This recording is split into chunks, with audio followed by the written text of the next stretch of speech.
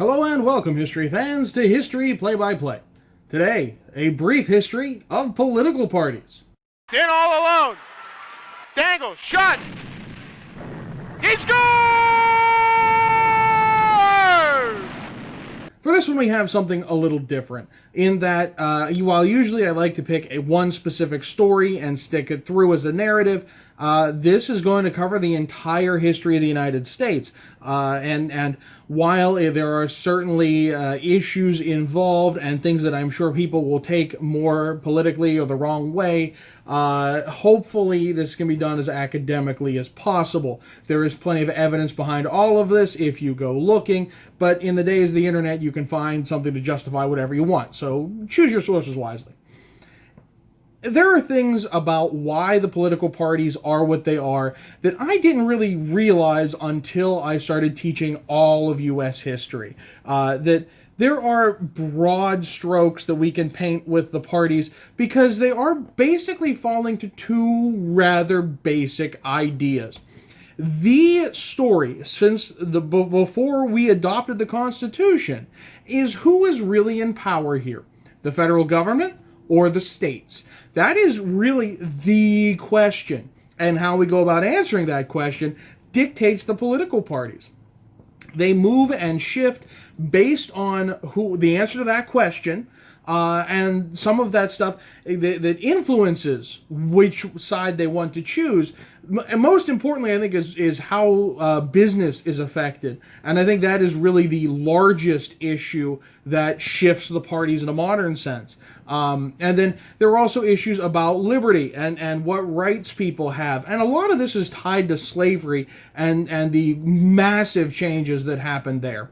And then you get an underlying struggle that is less relevant today. It just kind of happens today, and the parties both tie into it now. There was a struggle over who has power within the federal government. Is it the president? Is it the Congress? And larger issues have shaped that as of late. A quick note about third parties. We have a two-party system, and it is because of the way we vote. Because we have a winner-take-all system where whoever you vote for wins everything, then that we are going to have a two-party system. It naturally trends to that. It has to, mathematically. And I have two excellent examples there. C.G.P. Gray is the best treatment of this. He does it in a very abstract way that gets no politics involved. It's very short to show in a classroom. I use it regularly. It is why third parties have never seen the national wins that they do in other countries. And recently, very recently, Hassan Minhaj on Patriot Act has put together a much more concrete look at why third parties struggle and why we have the voting system we have, or why we get the parties we have. It's through our voting system, not necessarily our choices, not enough of us ganging up in any one particular way. As long as we have winner take all, which I think is ingrained in the American psyche, we will only have two parties. So I largely leave out third parties because they come and go so quickly. I know I'm going to get heat for that. In the very beginning, we see this question of states or federal government from the very start. Federalists want the Constitution, which is, of course, replacing the very weak, very state-centric Articles of Confederation, while the anti-federalists wanted to avoid the Constitution. They fear a tyrannical government.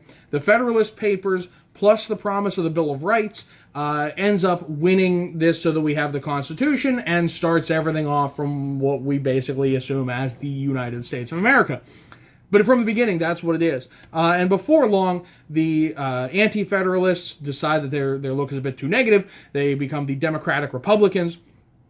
And we start to see this beginning of business. The Federalists, with Alexander Hamilton really being probably the most popular Federalist, is very pro-business. In fact, Hamilton puts together the centralized banking that we have, and tariffs are kept low in order to keep lots of trade going, which causes problems with the War of 1812 and so on. But basically a pro-business nation of entrepreneurs, whereas the Democratic Republicans believe in decentralizing things, that we will be an agrarian nation. Thomas Jefferson, the most famous of the Democratic Republicans, believes in protective tariffs to help those farmers, to help local businesses. That this is again, we see that key difference with national and state government, and we also see with pro-business and pro-farming, or the opposite of business at this point. Following the War of 1812, we get something we'll probably never see again. It's called the Era of Good Feelings. The Federalist Party collapses in the hissy fits that they threw at the Hartford Convention and elsewhere, basically not wanting to fight the War of 1812. And so, in doing that, they collapse. They're gone. And so for two elections, you get just the Democratic Republicans under James Monroe's presidency, and the biggest thing that changes is because of Andrew Jackson losing to John Quincy Adams, we get the property requirement to vote repealed. For the first time, poor people who don't own land are able to have a voice, and that is a rather significant change. One step in the right direction as we get to the suffrage of many, many other groups. This is the oddball. Andrew Jackson gets elected and then reelected. He is the first Democrat. He is the start of the Democratic Party. And he is so beloved that the Democratic Party forms, and so hated that the Whig Party forms. Whig is an old British term simply meaning the opposition. They just hated everything Jacksonian. They were much more highbrow. They were much more pro-business. They wanted protective tariffs. But they were always just anti, and that's really why they didn't get the dig in and permanence that we expected, or that we saw from the Democratic Party. And the Democratic Party, by no means perfect at this point, acknowledges some states' rights, in that they weren't going to try and abolish slavery in any way, shape, or form, but they also had limits to it, in that Andrew Jackson threatened to start hanging people who threatened secession in South Carolina and the nullification crisis. So a very mixed bag. At this point, it is an embrace of federal power. The question is, do Jacksonian presidents lead the nation, or a more Whig Congress lead the nation? And really, this argument fizzles out because, well, it doesn't fizzle so much as it's surpassed by a bigger issue: slavery.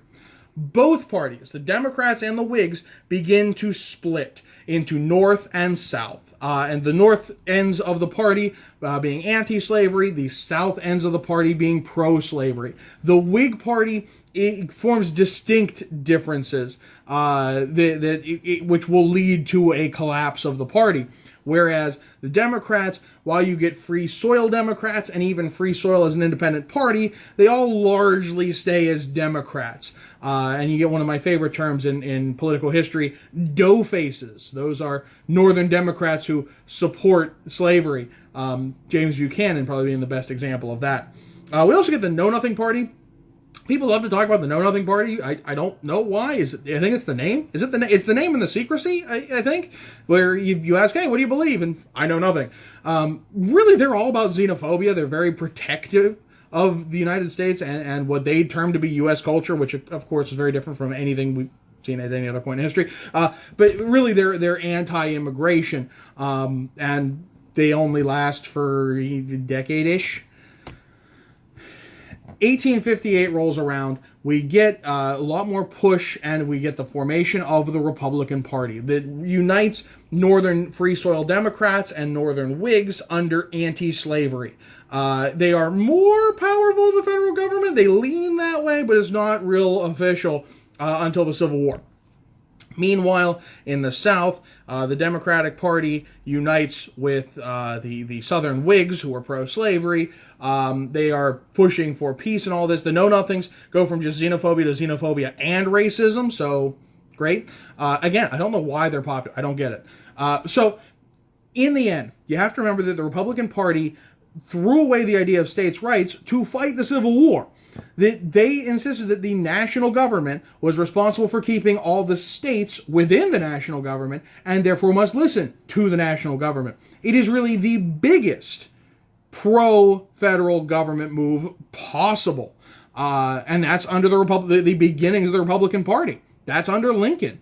That's where we're going with this. So to see that, yeah, there absolutely has to be a party flip. Some people like to deny it.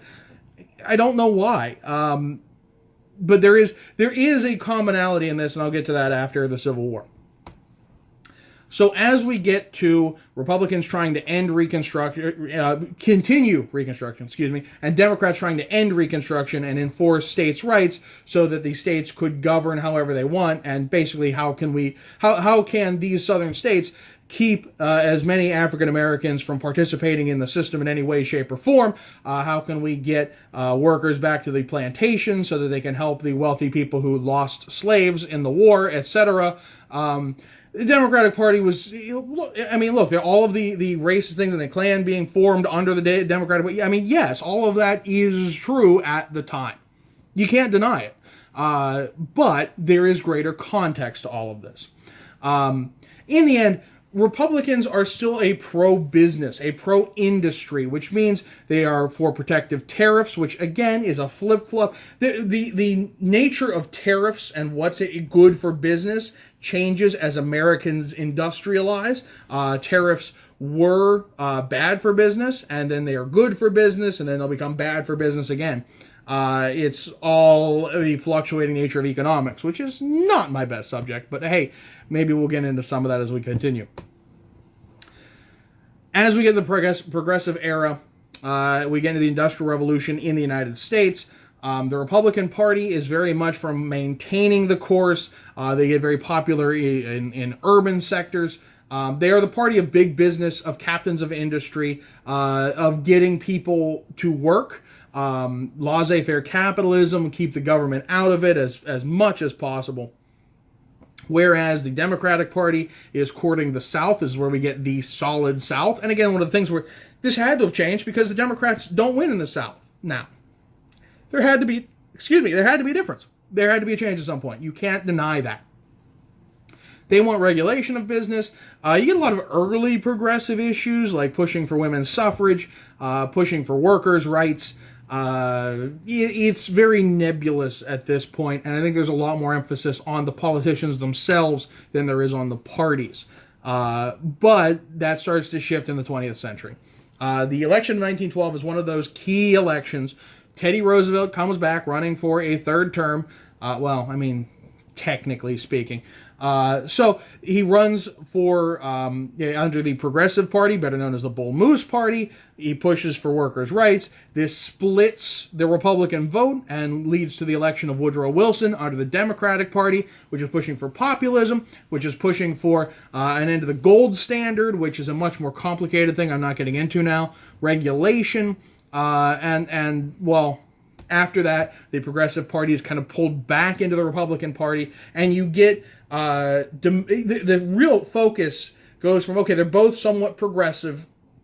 They're both looking for reforms. Those are all seen as good things. The Democrats, thanks to Woodrow Wilson and World War I and the Treaty of Versailles, are focusing hugely on America and the world stage, whereas the Republicans are like, hey, let's focus on things at home. And that becomes super popular. Everyone wants isolationism, xenophobia hits its greatest, arguably its greatest heights. You see a return of the Klan. People don't want to go over there anymore. Stay out. Focus on at the home front. And this is a golden age for Republicans, where they are getting what they want on the home stage. Franklin Roosevelt throws a major monkey wrench in this, and it's because of the Great Depression and Herbert Hoover and his tight fiscal policies making it far worse, exacerbating the problem. The Republican Party begins to work their way away from this. So the Democrats and Franklin Roosevelt put the New Deal, which is major pushes by the national government to fix things. It's Keynesian economic by John Maynard Keynes of do something, be active, fix the problem now, because in his quote, in the long run, we'll all be dead. And that's a major push by national government, national power. The Republican Party is kind of caught off guard by this. They push anti-New Deal. That this is irresponsible spending. This is going to be problematic later on. And so they are shifting away. The shift starts to solidify. So the Democrats become the party of national government at this point.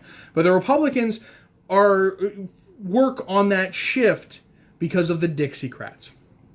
In 1948, following the desegregation of the military by Harry Truman, a large group of Southern Democrats break-ish off from the party and call themselves the Dixiecrats. And the Dixiecrats are very much against ending segregation. They want to maintain the South as it is, and so they are actually running separate people, and Strom Thurmond would win electoral college votes in some of these elections. Meanwhile, the Republican Party is still shifting their way, its centrist, towards the power of the states. Eisenhower is super moderate, and he nearly pushes the Republican Party to be the moderate party, that perhaps we'd have a three-party system. But it's very soon as Eisenhower is out of office, most of that is erased, and the old guard kind of wrenches control back away from the progressive Republicans that were doing so well, building the Eisenhower interstate system and putting NASA as a thing. It's the Dixiecrats and that shift that really sets things in motion. In 1964, Barry Goldwater is largely considered to be the first modern conservative, with all of the earmarks of small government, of power away from the federal government, of less spending, and so on. Maybe we'll have a whole separate video on this eventually. The thing is, there is what's called the Southern Strategy, and this is the most controversial part of the video because there's a lot of people who deny the Southern Strategy ever happened. Lee Atwater, who was a consultant and strategist in the Republican Party, said in an interview many years later in 1981 that the party's the language of the Republicans, copying the Dixiecrats, trying to win them over, shifted away from obvious racism that the Dixiecrats embraced. And again, remember, prior to this, the Democrats were the party of the South, away from obvious racism, and then pulling it more and more abstract through other ways to do things that were not impacting all races equally, to put that in the mildest way possible. To do things and say things that were targeted, but not obvious. What we would call today a dog whistle. And again, the whole point of a dog whistle is that you can deny that it even exists. But Atwater's quote is there. At the same time, African Americans were largely disenfranchised. Not officially, their constitutional amendments, but poll taxes and literacy tests kept most of them from voting. And other things would certainly impact that as well. So they weren't a large voter base. And with the Civil Rights Act of 1964 and the Voting Rights Act of 1965, they get much more access to the vote. And this will lead to constitutional amendments outlawing poll taxes and so on. And so they, and I again, painting with very broad brushstrokes, say that, well, what has either party done for me recently? And with the Democrats, starting with John F. Kennedy, fully embracing the civil rights movement, they shift largely to the Democrats.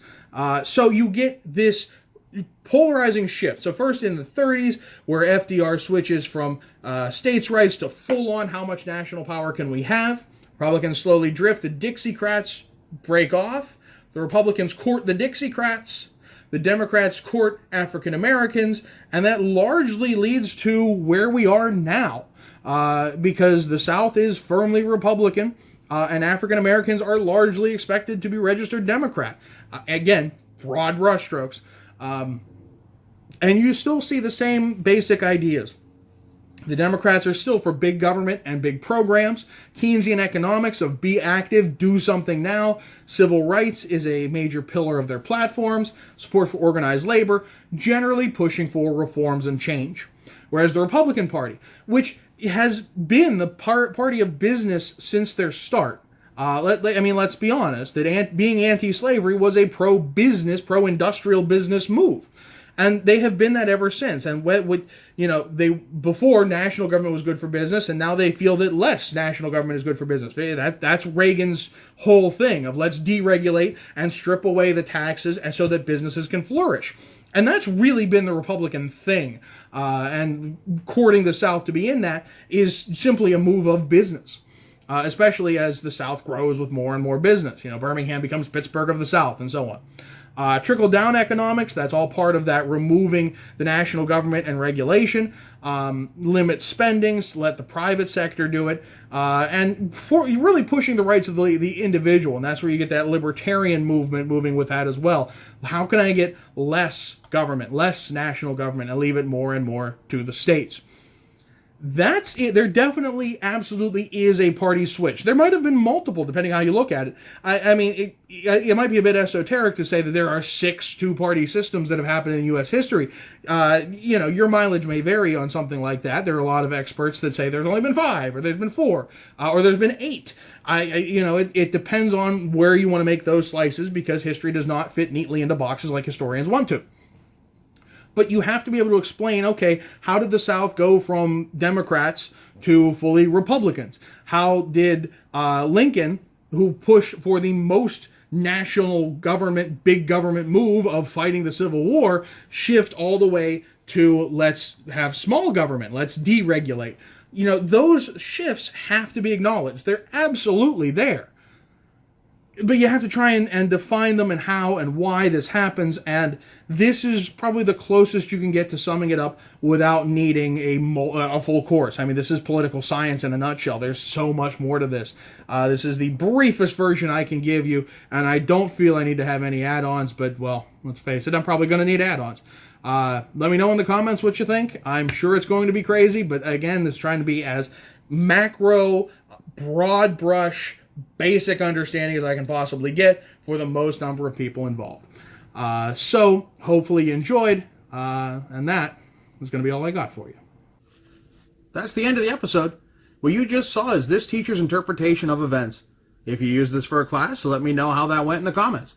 Don't forget to like and subscribe, and if you can figure out how today's jersey matches the content, let me know in the comments. That's extra credit.